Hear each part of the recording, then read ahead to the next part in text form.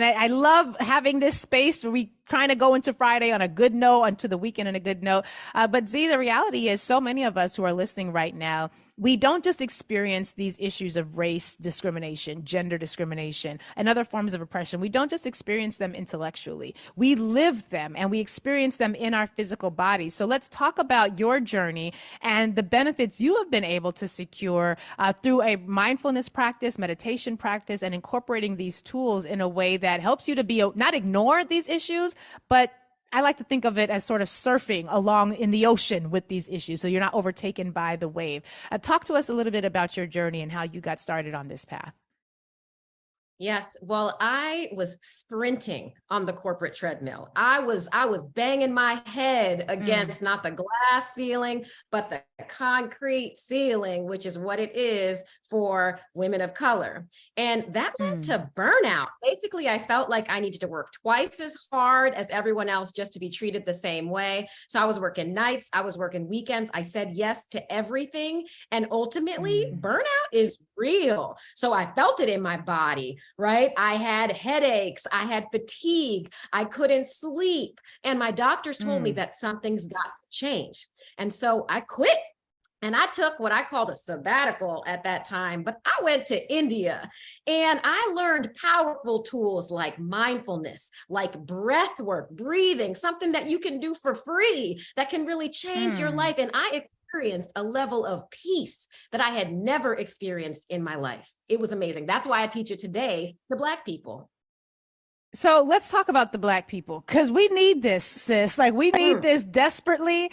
And unfortunately, a lot of us, my background, I've been very transparent with my audience. I grew up in a very Christian, Black Christian church type of environment. And a lot of this conversation about mindfulness and yoga and deep breathing, there was a part of my life where it was like, uh-oh, is that of the devil? I don't see Jesus talking about taking slow, deep breaths. And so it almost took me a while just to be comfortable to explore these tools, which have been life-changing for me.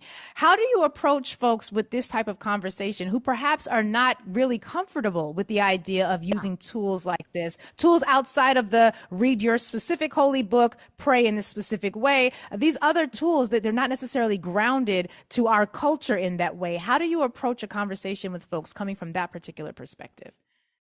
Yeah, well, I invite folks to look at the scientific research of the benefits and also to look at the pain that you're experiencing. So let's talk about the impact of microaggressions and racism.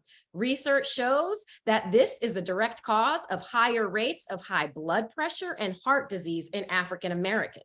Research also shows that it causes chronic stress. What are the symptoms of chronic stress? In addition to heart problems, things like a weakened immune system, things like accelerated aging, things like anxiety, depression. If you have experienced any of these things, perhaps you want some relief. And guess what?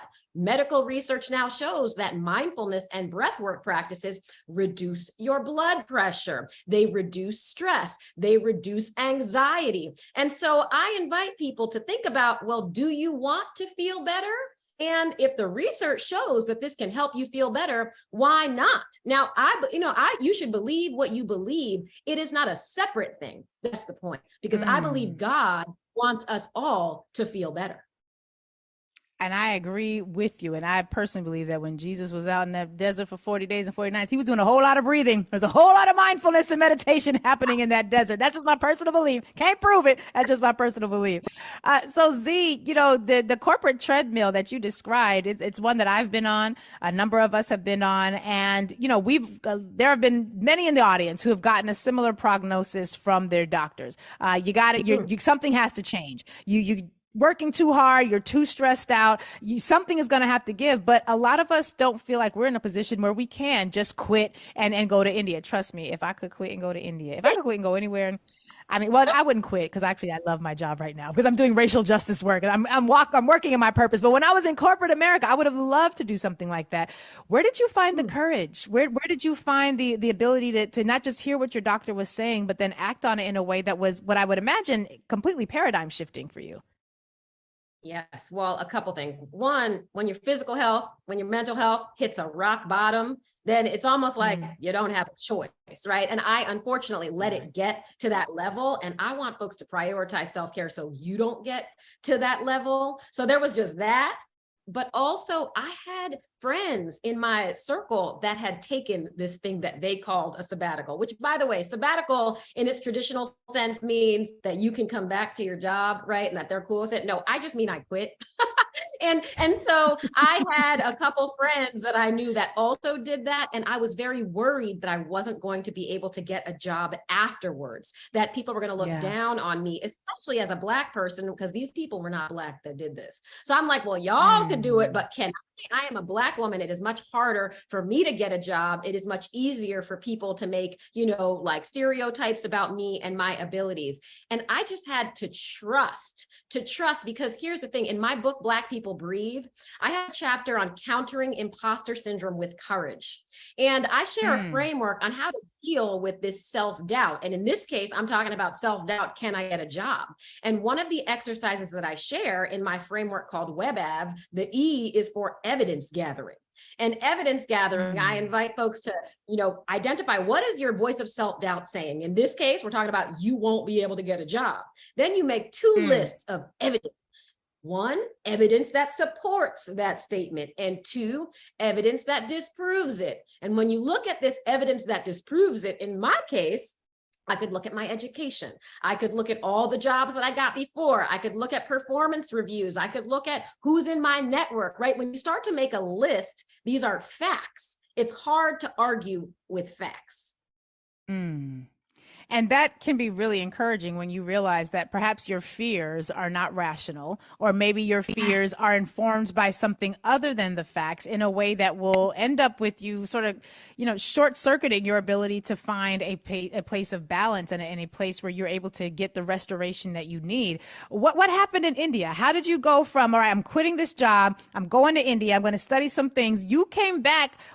Did you intend to go to India to get this information, to bring it back to share with people? Was this a personal journey that ended up blooming into what I'm going to consider like a ministry? What happened to you in India, sis? And how can we get some of it? Oh my, I did not go there to learn tools to teach people. I went there to feel better. I was not okay. I needed help. So I went there to learn tools that I could use to help myself feel better. And why India? I have had so many white yoga teachers. And they were all beautiful, lovely human beings who didn't really understand me. And I felt like the yoga tools were getting lost in translation, right? A white woman speaking in Sanskrit to me just didn't feel authentic, no matter how pure their hearts were. So I wanted to get deeper into my yoga practice and learn from the source, because even though the media portrays a lot of white people doing yoga, guess what? They didn't invent that. That is not theirs. I mean, it is all of ours. It is for everybody, but it's not where it came from. And so I went to India to do a yoga teacher training so I could learn from the source. And it was there that I learned these practices and had never felt so good in my life. Like my shoulders, they're down right now. My shoulders were up to my ears, just on a permanent level of stress since I was 8 years old, first day of school at an all-white school. Okay. And it just stayed like that forever until I got to India. And I was like, wait a minute, I can feel like true, like fully, like relaxed. What? And so because I felt this for the first time, I was like, wait, all of my brothers and sisters out there need to experience this too. It was this feeling that called me to share these tools, because I was like, wait, this is a secret that we have not been privy to, and we need to know. I gotta, yes. So when you said that about the shoulders, I was like, well, my shoulders are, oh snap, my shoulders are definitely not down. And even as I'm having this conversation, I'm like, y'all will see this on the video once we get it up on YouTube, but I'm literally, I do sit in that way. And I say that, and I'm a little shocked by it, because I'm not in one of those I'm in a very high stress job. Let me not say that. I'm in a high stress job that I love, because it allows me to work on behalf of Black people. Like all day, every day, I get paid from the time my eyes open up to the time they go to sleep, I get paid to think about how to use the law to make Black people's lives better. But as you're you're talking, I'm realizing I do carry a lot of stress. So even if it's not the microaggression stress that I'm carrying that I used to carry when I was in a corporate law firm, because sis, I've been in them white shoe spaces. Like that stress is a very different type of stress. It's still, I still carry it in my body. So even for those of us who feel like we are working in our purpose and walking in alignment with our destiny, being in this space and in this environment, navigating these issues, having to have this conversation about racial topics every single day on air, these are stress inducing things. And you mentioned the high blood pressure, the heart disease. And we had earlier this week, Dr. Jane Morgan, shout out to her, love her, part of the Hood Medicine Collective. And she talked with us explicitly about heart disease in women. And the fact that for Black women, we began having heart disease and heart issues in our 20s because of all the stress that we're carrying. So what you're saying is exactly on point. And what you were learning in India, I love the idea of going there to learn from the source. And there's a lot of, I'm a yogi. I practiced yoga on a regular basis. Before the pandemic, I was doing an hour and a half of hot yoga every day on my lunch break. It was amazing. And I've never felt so good. But I realized that this is something that is still kind of, oh, Lurie, you're one of them tree hugging Black granola girls. Like you one of them girls who, So let's talk about some of the practices that you learned in India, some of the techniques that you think might be beneficial for us to think about or to employ, and then why. Yeah. Well, first, I just want to comment on what you said about not recognizing that you had stress in your body. And even though you work in a career that is your passion, you still have it. Well, I want to share with you a term called epigenetics. Are you familiar with this term? Yes, ma'am. Break it down, sis. Break it down. I didn't know you had this range. Break it down. For the folks. Okay. In my book, Black People Breathe, I share about epigenetics. This is family inherited trauma, So maybe nothing happened to you in your life, but it probably did because you're Black. So, okay. But here's the thing, even if nothing happened to you in this lifetime, you still might have stress in your body because of what happened to your ancestors. So let me get specific. Research was done on mice, and they put a cherry blossom smell next to the mice. And every time they did that, they gave an electric shock. Okay. So every time those mice smelled the cherry blossom, they got the fight, flight, or freeze, like I'm stressed out, like something about to happen, right? Because they were going to get shocked. Those mice had babies. Those babies were never shocked. But every time there was the cherry blossom smell, they had the same reaction in their nervous system, that stress response reaction, even though they were never shocked. Those babies had babies, okay? 3 generations, the same thing. This lasts. Now think about your ancestors. Think about the trauma that they experienced and how you still probably have that in your DNA. So just the why, well, there's history on the why, then there is the today and stuff that happens to you today. So here is a practice that I share in Black People Breathe that can help you to feel better during difficult times. It's called RAIN. RAIN is an acronym, and I'm going to not take credit for this. I did not make this up. I'm just sharing the knowledge with the people. Okay. RAIN, R stands for recognize. Recognize how you're feeling. Every morning I do a check-in. I say, good morning, Z. How are you feeling right now? Right. But it's not just then. It's like if you are having a hard day, right? Recognize how you're feeling. And how do you do that? Name the emotion. There is something powerful about saying, I am experiencing anger. I am experiencing exhaustion. And just by saying that takes away a lot of the overwhelmed feeling of that thing. Like you are not the emotion. You're just experiencing it and it is temporary. Okay. R, recognize. Wait, let's pause there right quick, because you said something that in the way that you said that I wanted to hone in on, and you just elucidated on it. It's not I'm angry, it's I'm experiencing anger. Why the distinction? Yes, the distinction is that it is a way to separate yourself from this. You are not the anger. You are not the fatigue, because often these experiences, they feel so all encompassing. Like, I don't know if anybody's ever felt like you were in a washing machine, just getting swung around like just like a ring of wet clothes and you have no control. Well, here's the thing. When you pause to recognize that you do have control, and this is just something that you are experiencing at the moment. That's why I am experiencing whatever it is. That right there is a huge tool to help you overcome it.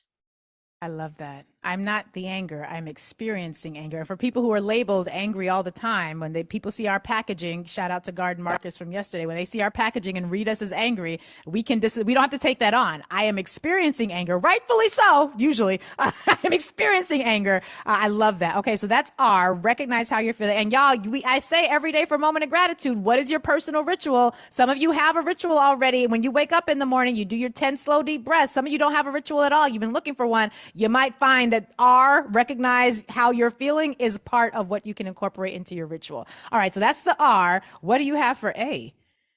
A is allow.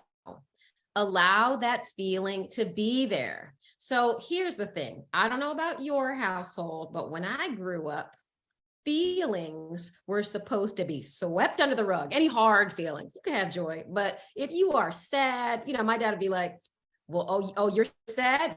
I'll give you something to cry about, right? There was no time Yes. to be upset. You got to keep it moving. You got to go to work. You got to go to school. So A is for allow.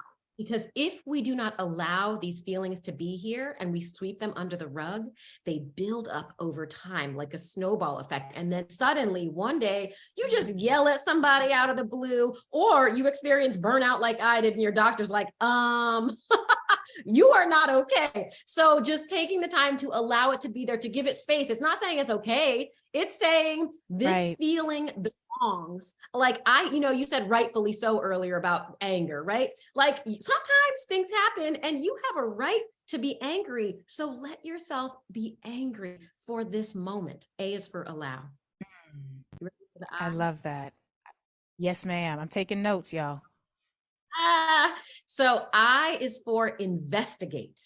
Investigate, be a detective. What does this feeling feel like? And more specifically, where am I feeling this in the body?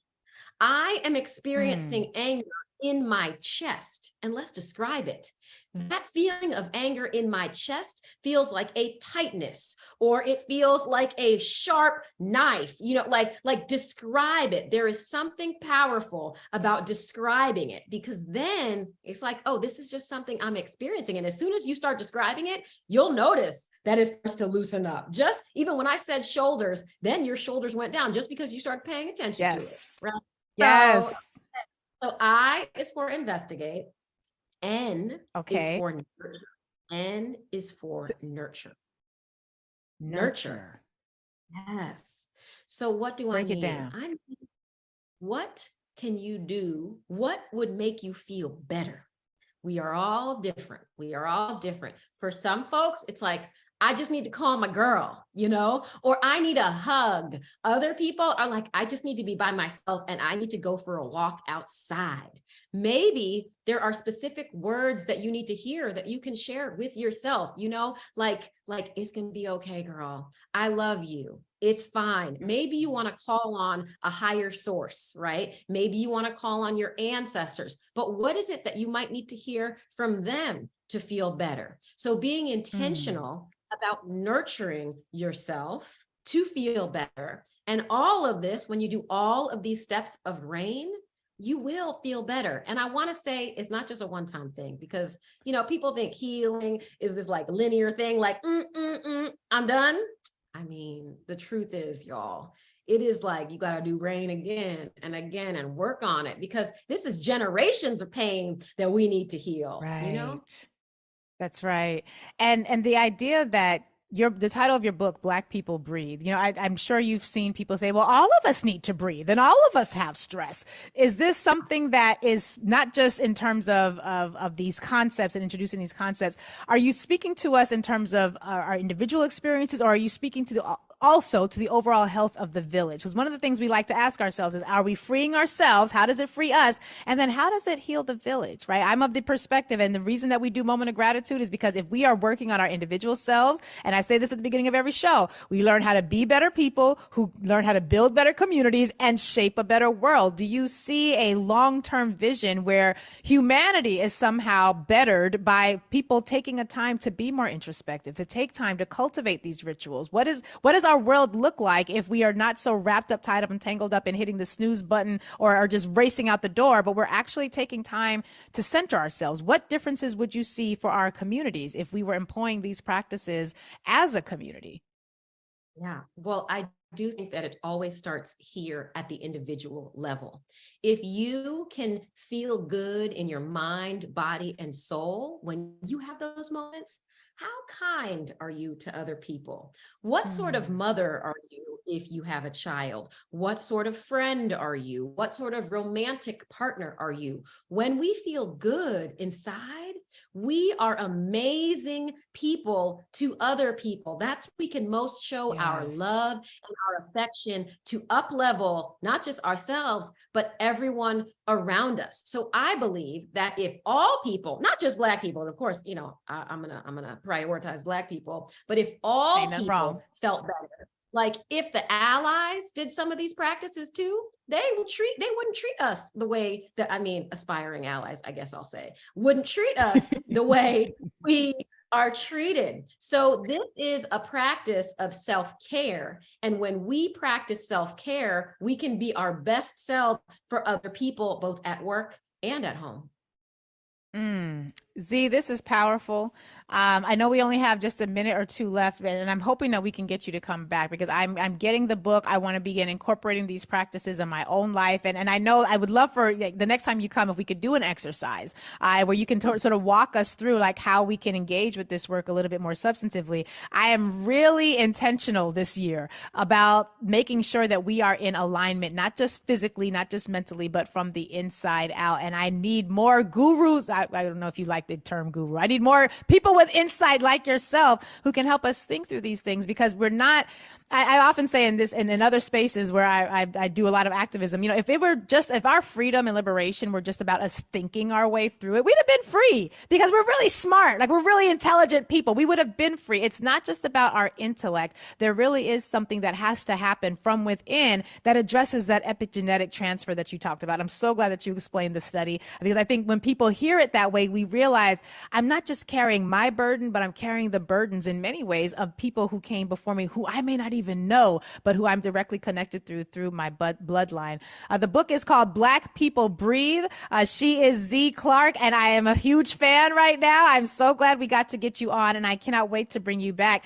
How can people follow you? I've seen on your Instagram page, you give out a lot of good information. Your website has a lot of great resources. How can people follow you, connect with you, and learn more about the processes that you recommend for being in more in alignment with your purpose and calling?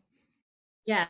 Well, I invite folks to go to my website, zclarke.com. That's ZEECLARKE.com. And I actually have a page called resources. So zclarke.com/resources, where I have guided breathing practices that you can do when you're frustrated, angry, anxious. You can also go to my YouTube channel.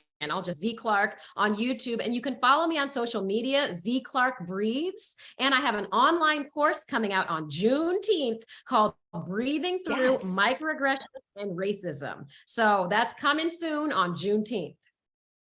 So hopefully we can get you back before Juneteenth so we can talk about what people can expect from that class. I want everyone to go to her website, look at those resources and begin employing them. A lot of y'all will hit me up and say you love the moments of gratitude, but you're trying to figure out how to have your own morning ritual, because Z, I'm like, y'all need a ritual. I don't care who you pray to. I don't care if it's speaking in tongues, going outside to talk to the tree, sitting down and saying Om for 15 minutes. I don't care what it is, but you need a ritual. You need something. Rain is a great place to start.